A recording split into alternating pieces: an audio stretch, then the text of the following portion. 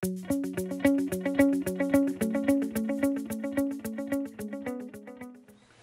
guys, Abner Miranda here.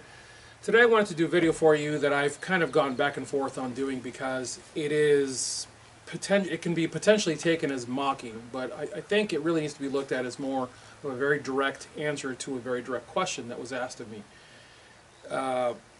Custom triggers are a very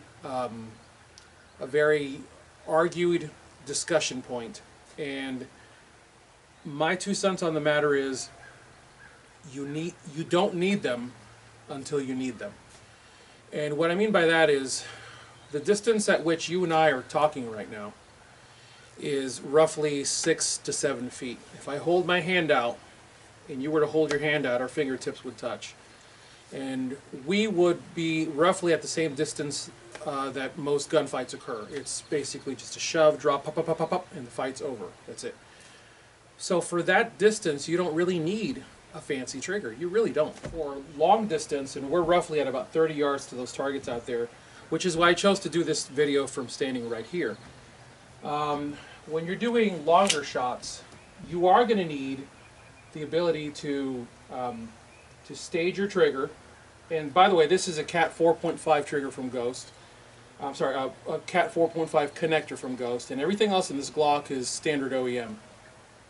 So on the big targets are not particularly difficult to hit.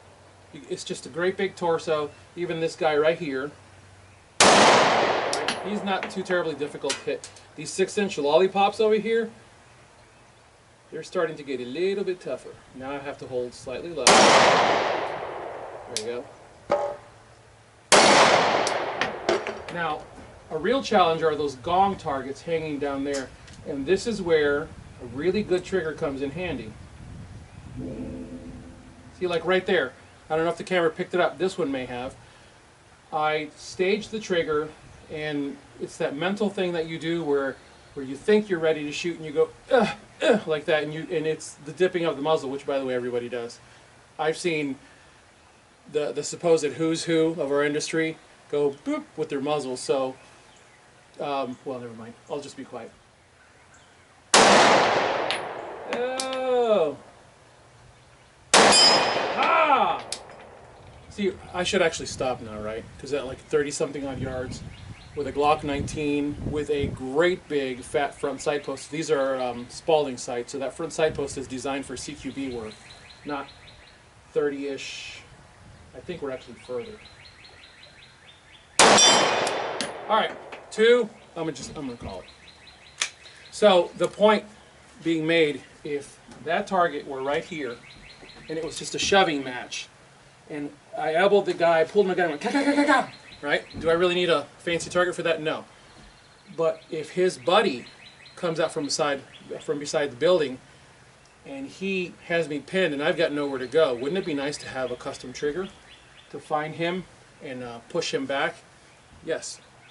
Which is why I say you don't need a custom trigger until you need a custom trigger. So the answer is get one.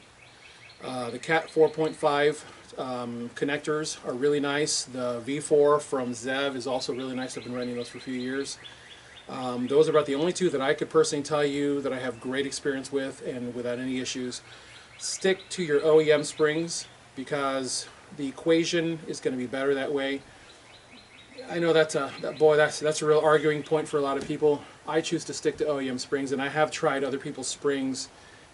Don't like them. I like OEM springs because no matter where I am in the world, I can always find springs to repair my Glock, and I have spares with me when I travel. So anyways, that's what I have for you guys today.